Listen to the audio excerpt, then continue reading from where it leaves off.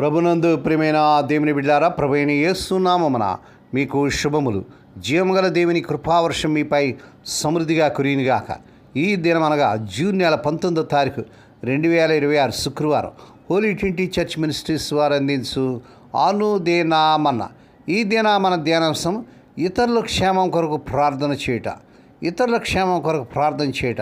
దేవుని వాక్యం చదువుకుందామండి. ఇర్మియా గ్రంథం 29వ అధ్యాయం 7వ వచనం. నేను మిమ్మల్ని చెరగొని పోయిన పట్టణము యొక్క క్షేమం కోరి దాని కొరకు యెహోవాను ప్రార్థన చేయడు, దాని క్షేమము మీ క్షేమమునకు కారణమగును. దేవుడు తన పరిశుద్ధ వాక్యం దీవించును గాక. దేవుని బిడ్డలారా, మీరంతా ఎలాగ ఉన్నారండి? మీ ఆరోగ్యాలు ఎలా ఉన్నాయి? మీ కుటుంబంలో అందరూ బాగున్నారా? మీకోసం మేము ప్రతిదినం కూడా భారంతో ప్రార్థన చేస్తున్నాం. యేసు ప్రభు త్వరగా ఈ లోకానికి వచ్చే దినాల్లో మనం ఉంటున్నాం కనుక ప్రభు రాకడ కొరకు మనం సిద్ధం పడాలి. దేవుని బిడ్డలారా, ప్రతి ఉదయం సాయంకాలం మీ గృహాల్లో కుటుంబ ప్రార్థనలు ఉంటున్నాయా? వ్యక్తిగతంగా కొంత సమయం ప్రార్థన చేసుకుని దేవుని వాక్యం చదువుకుంటున్నారా? దేవుని బిడ్డలారా, ఈ సమయంలో మనం చదివినటువంటి భాగంలో బబులోను చెరలో ఉన్న ఇశ్రాయేలు ప్రజలకు దేవుడు ఇచ్చిన మాట ఇది. వాళ్ళు త్వరగా విడుదలవుతామని అనుకున్నారు, కానీ దేవుడు చెప్పాడు, 70 సంవత్సరాలు అక్కడే ఉండండి, అక్కడే స్థిరపడండి, కుటుంబాలు కట్టుకోండి, పని చేయండి, అంతేకాదు మిమ్మల్ని బందీగా ఉంచిన ఆ పట్టణం కోసం ప్రార్థించండి అని ప్రభువారు సెలవిచ్చారు. ఎందుకంటే దాని క్షేమము మీ క్షేమం కారణమగును. దేవుని స్తోత్రం. మీ చుట్టూ ఉన్న సమాజం బాగుంటే మీరు కూడా బాగుంటారు. ద్వేషం విడిపోవడం కాదు, శ్రేయస్సు కోరడం దేవుని మార్గం.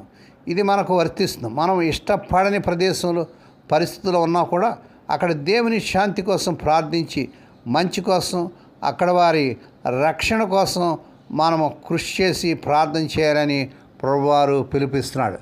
మనం చదివినటువంటి ఈ వాక్యంలో ఉన్నటువంటి సూత్రం ఏంటంటే, మనమందరం ఏ దేశంలో ఉన్నప్పటికీ మన ప్రభువుని బట్టి పరదేశం. అనేక మంది భారతదేశంలో ఉన్నవారు ఆ ప్రపంచ దేశాలు, అనేక దేశాలు, అమెరికాలు, ఇంగ్లాండ్, కెనడాలు, ఆస్ట్రేలియాలు, అరబ్ దేశాలు, అనేక దేశాలు ఉంటున్నారు. అందుని బట్టి ప్రభువును స్తుతిస్తున్నాం. దేని బిడ్డ, నువ్వు ఒకవేళ ఏ దేశంలో ఉన్నా, ఒకవేళ లండన్లో ఉన్నా, అమెరికాలో ఉన్నా, ఆస్ట్రేలియాలో ఉన్నా, మరి అరబ్ దేశాలు, ప్రపంచ దేశాలు ఎక్కడున్నా కూడా ఆ దేశ క్షేమం కోసం మనం ప్రార్థన చేయాలి. మనం ఏ దేశంలో ఉన్నప్పటికీ మన ప్రభువును బట్టి మనం పరదేశమే. కాబట్టి మనం నివసిస్తున్న దేశ ప్రజల శాంతి కోసం, అభివృద్ధి కోసం మనం ప్రార్థన చేయాలి. ఎందుకంటే వారి మధ్యలోనే మనం నివసిస్తున్నాం కదా. మనం నిరంతర విజ్ఞాపన ప్రార్థనల ద్వారా మన పట్టణం, మన దేశం తప్పకుండా దీవించబడాలి. మనం దేశం కోసం, ప్రత్యేకంగా మన ప్రాంత ప్రజల కోసం చేసే ఆసక్తికరమైనటువంటి ప్రార్థన విశ్వాసులమైన మన అందరి నోళ్లను ఎప్పుడూ ఉండాలి. దేని బిడ్డ, మన దేశం కోసం, ప్రపంచ దేశాల కోసం మన నాయకులు, ప్రపంచ నాయకుల కోసం ప్రార్థన చేస్తున్నారా?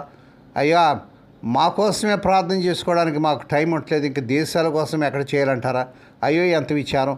దేని బిడ్డ, కొంత సమయం తీసుకొని నువ్వు ఏ దేశంలో, ఏ ప్రాంతంలో ఉన్నా కూడా, ఏ రాష్ట్రంలో, ఏ దేశంలో ఎక్కడున్నా కూడా నువ్వు ఆ దేశ క్షేమం కోసం ప్రార్థన చేయవలసిన బాధ్యత, బరువు ప్రభు నీ మీద పెట్టాడు. దేశంలోను విదేశంలోను గొప్ప శాంతి సమాధానాలు అలుముకునేటట్టు అత్యాసక్తితో ప్రార్థన చేద్దాం. మన వీధుల్లో పోరాటాలు జరిగి రక్తం పారిన విదేశీయులు మన దేశం మీద యుద్ధం చేసి సాహసవంతులైన మన సైనికులను హతమార్చిన ఆ దుష్పరిమాణాలకు మనం ఎంతగానో విలపరచవలసి ఉంటుంది. కాబట్టి శాంతి కోసం, వారి రక్షణ కోసం మనం ప్రార్థన చేయాలి. మన స్వప్రజలు అయిన వేరే దేశపు వారైన స్నేహబంధంలో కలిసి ఉండేలాగా ఈ శాంతి సూత్రాలను అమలు చేద్దాం. దేశానికి శాంతి కలిగినప్పుడు మనకు కూడా శాంతి కలుగుతుందనేది దేవుని వాగ్దానం. ఇది ఎంతగానో కోరదగినది. అప్పుడు మన కుటుంబాలని దేవుని భయభక్తులతో పెంచగలం. ఎటువంటి ఆటంకం లేకుండా సువార్త పరిచర్య జరిగించగలం. ఇక నుండి మనం ఎక్కువగా ప్రార్థనలో గడుపుదాం. మన దేశస్తుల పాపాలు ఒప్పుకుంటూ మన దేశాన్ని క్షమించమని, మరి దీవించమని యేసు ప్రభు నామములో ప్రియప్రభును తండ్రి అయిన దేవుని మనం వేడుకుందాం. దేవుని బిడ్డ, ఆ రీతిగా చేటుకు పరిశుద్ధాత్మ దేవుడే మిమ్మల్ని ప్రేరేపించునుగాక.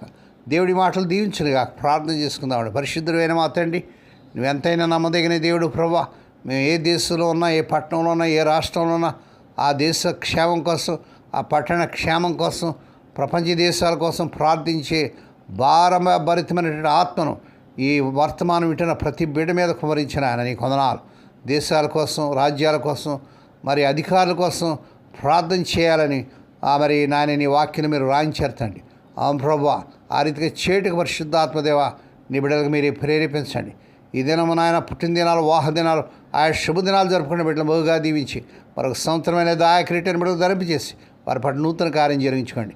రోగులైన బిడ్డ పని ప్రత్యేక రోజు చూపించినారు. చాలామంది ఈ దినాలు జ్వరాలతో, డెంగ్యూ ఫీవర్స్తో, టైఫాయిడ్స్తో, క్యాన్సర్స్తో, ఫిట్స్తో, హెడేక్స్తో, ఇంకా నాయన మరి హార్ట్ స్ట్రోక్తో, ఇంకా రకరకాల వ్యాధులతో బాధపడుతూ సీరియస్ కండిషన్ ఐసీలో ఉన్న బిడ్డలు మీరు కనికరించి ఇప్పుడే కలవరి శిలువ రక్త ప్రభావాన్ని శిరస్సు మందరం పాదం వారు ప్రారంభజేస్తున్నాను. స్వస్థత, ఆరోగ్యం, విడుదల యేసునామమున ప్రకటిస్తున్నాను తండ్రి. ఏ కుటుంబంలో నాయన మరి ఉద్యోగం లేక, మరి వేసాలు రాక, చాలని జీతాలతో సతమతమవుతున్నారు నాయన. ఈ నెలలో అద్భుతం జరిగించుకొని వారు రావాల్సిన వేసాలు వచ్చేటట్టు, వారు అర్హత మించిన జాబులు యేసునామములో వచ్చును గాక. నాయనా నీకు వందనాలు. అసాధ్యాన్ని సాధ్యం చేయగల దేవుడు. వివాహం కాక మీ ఇంటబడి ఉన్నటువంటి యవన బిడ్డల కోసం ప్రార్థన చేస్తుంటండి. ఈ నెలలో అద్భుతం జరిగించుకొని వారు కోరుకునే చక్ర సంబంధాలు కుదిరి వారి వివాహాలు ఘనంగా జరుగును గాక. మా దేశాన్ని, మా దేశ ప్రజలు, ప్రపంచ దేశాన్ని, మరి ప్రపంచ నాయకులు దీవించండి.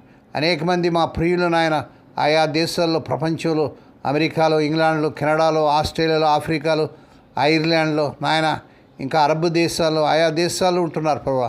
వారి క్షేమం కోసం, భద్రత కోసం ప్రార్థన చేస్తున్న తండ్రి. ఆయన ఆ దేశాల కోసం ప్రార్థించే భారము నీ బిడ్డలకు దయచేయండి. వారి క్షేమం కోసం ప్రార్థన చేస్తారు, సహాయం చేయండి. ఈ దినమంతటా నీ బిడ్డల చుట్టూ మీరు రక్తం చేయండి. ఉదయం బయలుదేరి సాయంకాలం గృహాలు చేరి పర్యంతం కాపాడిన దూతలు కావరించమని మహిమ నీకే, ఘనత నీకే చెల్లించుకుంటూ స్తుతిస్తూ కొనియాడుతూ యేసే పరిశుద్ధ నామమున స్తుతించి గణపరిచి వేడుకొని ప్రార్థిస్తున్నాం తండ్రి. ఆమేన్. మన ప్రభువైన యేసుక్రీస్తు వారి కృప, తండ్రి దేవుని ప్రేమ, పరిశుద్ధాత్మ దేవుని కనీను సహవాసం సదాకాలం మీ తోడేండి నడిపించి బలపరచునుగాక. ఆమేన్.